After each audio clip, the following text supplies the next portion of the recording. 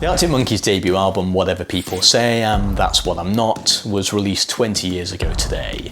I know it makes me feel old as well. The record launched the band to stratospheric heights, creating the foundation for the group to release increasingly more ambitious albums as the band's career progressed. But on this debut record, the band explore their humble beginnings, with much of the song centering on the nocturnal lives of young men and women coming of age, enjoying big nights out in cities in the north of England. Even the album's title itself is a reference to an obscure 1950s novel about the gritty workaday lives of young men in England. 20 years on from its release, the thing that has always amazed me is just how a record so tied to a particular time and place could resonate so much with people across the globe. So today I'm asking the question, what was it about an album as hyper-specific as this that made it such a massive worldwide hit? Let's get into it.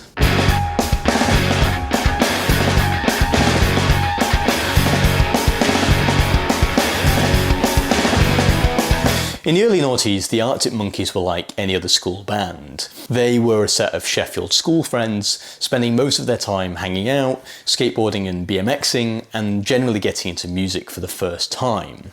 Now, the band's early loves included the Britpop giants Oasis, as well as the Strokes, who had set the indie world ablaze with their 2001 debut Is This It? But for the Arctic Monkeys frontman, Alex Turner, it was hip-hop that proved deeply formative.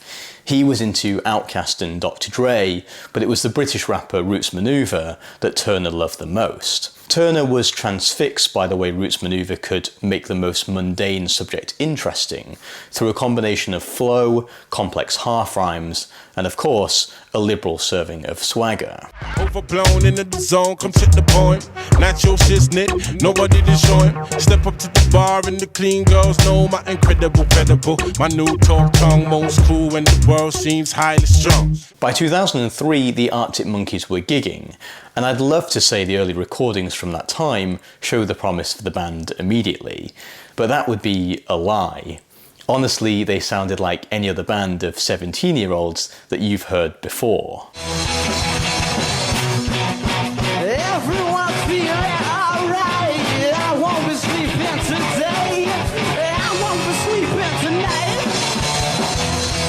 The band persevered, however, and within a few months they were generating significant industry buzz, spurred on by the band's democratic gesture of giving away free demo CDs to fans at early gigs.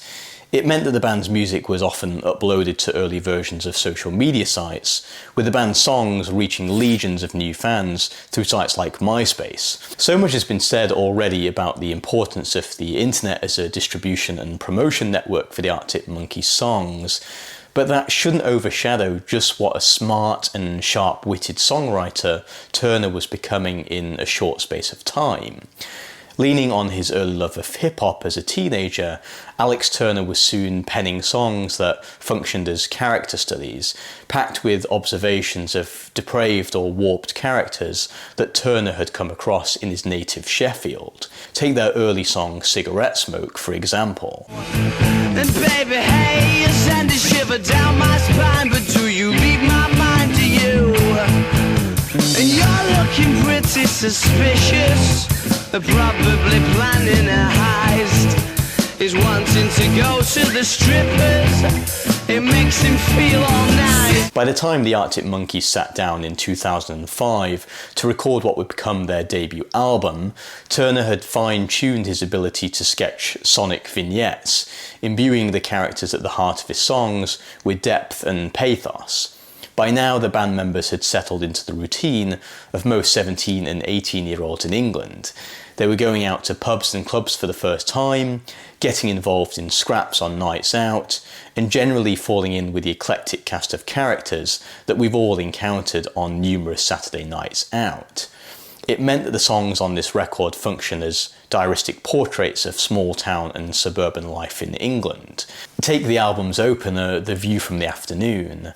That song details the sense of expectation we've all felt before a big night out, the anticipatory alcopop-induced buzz as you wait for the taxi or join the queue outside the nightclub. It's a sense of hopeful and nervous uncertainty of where your night will end up. I wanna see all of the things that we've already seen. The lairy girls and out the window of the limousine, and horses fancy dress, and they're all looking quite forlorn in funny ears and devil horns and hell. Of course, for a group of young northern lads, so much of that sense of expectation came from being on the pull. But like so many of those same young northern lads, that quest to chat up girls would often end before it even started. In the song Dancing Shoes, Turner talks about the nervousness of eyeing girls from across the dance floor and the failure to make the first move. Lights are flashing down in here tonight, and some might exchange a glance, but keep pretending to dance. But don't act like it's not happening, as if it's impolite to go and mention your name. Instead you'll just do the same as they all do and hope for the best. Alex Turner said that this song is about the inside joke that everyone on a night out is in on, that everyone there is essentially trying to pull, though no one will admit it. It's a song that deservedly raises comparisons between Turner and Jarvis Cocker, one of Sheffield's other great native sons, who was able to wring so much comedy and poetry out of observations of social class in the UK. But for me, when I listen to Dancing Shoes, it always brings to mind the Smiths and the tragicomedy of Morrissey's lyrics. There's a club if you'd like to go. You could meet somebody who really loves you. So you go and you stand on your own, and you leave on your own, and you go home and you cry and you want to die. Of course, the album's best example of documenting the great tradition of a proper British knees up is the huge hit single I Bet That You Look Good on the Dance Floor. On that track, Turner half raps his vocal delivery, painting a picture of a packed nightclub, backed by distorted guitar and the monster drums of Matt Helders. It's so evocative. You can almost picture the sticky floor, the ultra-sweet cocktails that are 2 for a tenner, and the lads lined up on the fringe of the dance floor, eyeing the same girl whilst wearing popped collar Lyle Scott polo shirts. But this being an Arctic Monkeys song, Alex Turner still manages to slip into the song a literary reference to Shakespeare's Romeo and Juliet. Montagues or Capulets, just bumming tunes in DJ sets and dirty dance floors and dreams of naughtiness. There are all kinds of moments on this record that position Turner within the very British tradition of self-deprecating humour. On the song You Probably Couldn't See Through the Lights But You Were Staring Straight at Me, Turner likens himself to the hapless Frank Spencer, the accident-prone protagonist of the 70s sitcom Some Mothers Do Have 'Em. Oh, I'm so intense, never tenser, could all go a bit Frank Spencer, and I'm talking gibberish, tip of the tongue, but I can't deliver it properly. It's such a classically British reference that I can only imagine that it went over the heads of many of the band's fans outside of the UK, or perhaps it introduced them for the first time to the comic genius of Michael Crawford. Good for them, if so. I've always thought that Turner's sardonic quips and observations put him in the same wheelhouse as someone like Alan Bennett. Or a better comparison might be Turner being akin to the so-called Angry Young Men, a group of playwrights who were all the rage in 1950s Britain. This set included the likes of John Osborne and Kingsley Amis, dramatists who would write stories of the English lower classes, often portraying their characters with compassion and without judgment. In fact, the very title of the Arctic Monkeys record gets its name from a line in a novel by Alan Sillitoe, another one of those deemed angry young men. In that book, entitled Saturday Night and Sunday Morning, Sillitoe tells the story of a young man called Arthur Seaton, a working-class machinist who lives for the lairiness of a Saturday night and the opportunity to cop off with any girl that comes his way. Sillitoe's protagonist Seaton is brazen and showy, but he also harbours an interior vulnerability, a sense of not knowing what will become of his life if he keeps on living the way that he does. I'm me and nobody else. Whatever people say I am, that's what I'm not. Because they don't know a bloody thing about me. God knows what I am. Perhaps Alex Turner lifting the line from the novel says something of the band's outlook at the time. Like the protagonist in Sillitoe's novel, the band are outwardly rebellious and cocksure, but underneath there is a sensitivity. Thrust into the spotlight at such a young age, the band weren't yet fully formed as people, and though they have youthful daring and the hype machine behind them, they're not sure where this whole venture might end up.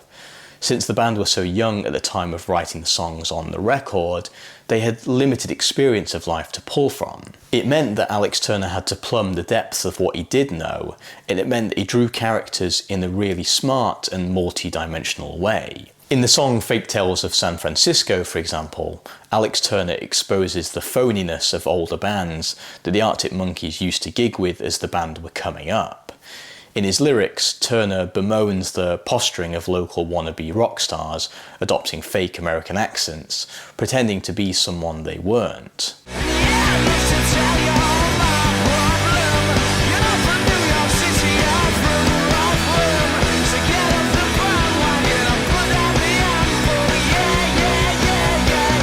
Of the song, Turner said in an interview with the NME in 2006, "If it's a Tuesday night in Sheffield, that's fine. Why pretend it's anything else?"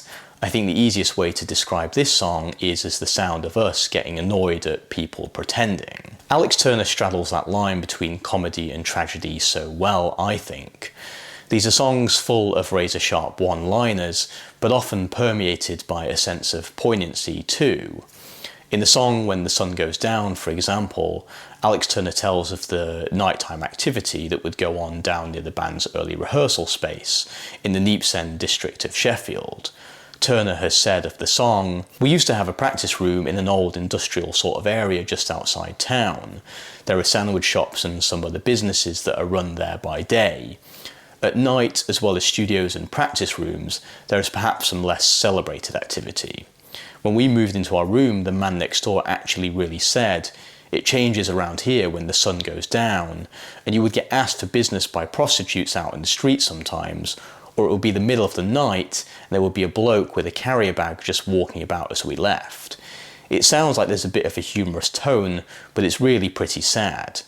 It's strange how these different worlds exist in the same space." The resulting song is charged with anger, but it's also a comment on how cities and people change when day turns to night. Look, here comes the portmanteau. Isn't he Mr. Inconspicuous? And he doesn't even have to say, oh, she's in a stance ready to get picked up.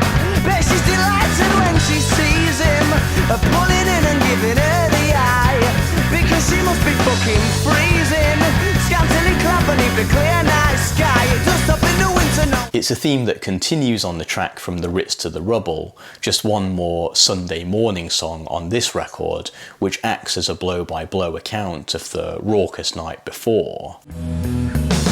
This town's a different town today, so this town's a different town to what it was last night. You couldn't have done that on a Sunday. And that girl's a different girl today, so that girl's a different girl to where you kissed last night. You couldn't have done that on a Sunday. Of course not. We've all been in that situation before, nursing a hangover on your mate's sofa, recalling the characters you met the night before, the half-eaten kebab from your local takeaway still open slopped next to you.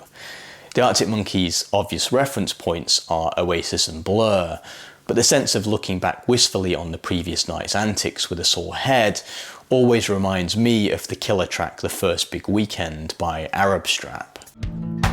When the club finished, we wandered the streets for a while until we got this 24-hour cafe. I didn't like the look at it, so we left and got a taxi back to Morag's flat. I couldn't sleep, so I sat about drinking someone else's strawberry tonic wine and tried to keep everyone else up. Perhaps the album's best example of Alex Turner's ability to draw half serious, half comic depictions of the lives of suburban Englanders is on the album's closer, A Certain Romance. In the first part of the song, Turner takes us on a tour of his area and seems to pour scorn on the locals there. Loading might wear classic Reeboks, or knackered Converse, or tracky bottoms tucked in socks. But all of that's what the point is not. The point's that there ain't no romance around there. Now, at the time when the record was released, in the mid-noughties, there was so much discussion nationally about Chav culture. Chavs, for those viewers who aren't based in the UK, was a pejorative term given to a certain kind of person who would typically be portrayed as antisocial and from the working classes in England. Often chavs would dress in a certain way, and it became open and fair game for people who weren't chavs to openly mock and deride them. There were even websites like chavscum.com where people were encouraged to take pictures of those they saw as chavs and publicly shame them. Yeah, it was pretty vicious. A Certain Romance starts in that vein, but every so often Turner's contempt is balanced by an equal sense of solidarity and compassion with the song's subjects. It's like you can hear Alex Turner trying to locate himself in real time in the debate. Turner was the son of two teachers, typically a middle-class profession, but not all of his friends and peers that he met in suburban Sheffield would have been. Turner knew people that might typically be considered chavs, but they weren't bad people, he insists in the song. They were just people who felt themselves hemmed in by factors of geography or social class. By the end of the song, Turner says that these people are friends of mine, and it seems to say something not only of the song's subjects, but of his own point of view. Instead of jumping on board with the prevailing sentiment and broadly condemning people we don't know and who it might be easier to take the mick out of, Turner suggests that compassion and humanity might be a better approach. Over there, there's friends of mine. What can I say? I've known them for a long, long time. And it might overstep the line, but you just cannot get angry in the same way. The band have said many of these songs were born out of being in the proximity of trouble growing up, even if you weren't the one in trouble yourself. Speaking of the themes that pervade the record, Alex Turner said, "It's all about when we used to hang about around our end and the things we saw. We were never really bad lads, we just used to have a laugh." I think Helders described it best when he said, just because you'd hang around near people who might burgle houses or something, it didn't mean you had to. When Whatever People Say I Am, That's What I'm Not was released, it was one of the fastest selling debut records in British history. It went on to be named the best album of 2006 by Time magazine, and it won the much coveted Mercury Prize. So how did an album full of hyper-specific observations become so popular? Well, Turner's writing on this record, in my view, fits into the grand tradition of British artists documenting life as they knew it. Whilst contemporary bands often long to be more fashionable and anywhere else but their humble English origins, the Arctic Monkeys were trenchantly rooted to their native Sheffield and its social environment. Like the plays of John Osborne or the novel by Alan Sillitoe that lent the album its name, the Arctic Monkeys' debut record was chock full of songs that reflected the youth culture of their fans. It was a new generation's kitchen sink realism, a kind of tracky top realism or taxi rank poetry. And as for why the album was popular across the globe, well, it's that authenticity and self-awareness that sells. The snotty confidence to be unashamedly what you were was something that fans across the world could eat up in spades. It's something that the world loved in Oasis before the Arctic Monkeys, and it worked just as well this time too. And yeah, it also helped that the tunes were pretty great too. Thanks for checking out this documentary and breakdown. If you enjoyed this video, you might also enjoy my dissection of The Street's second album, A Grand Don't Come For Free, another record from the era which charmed listeners through a combination of Mike Skinner's wry social observations set to the sounds of his homespun garage backbeats. You can check that documentary out here. To support the channel, please take the chance to like and subscribe, and as ever, I'll catch you in the next video. Thanks for watching.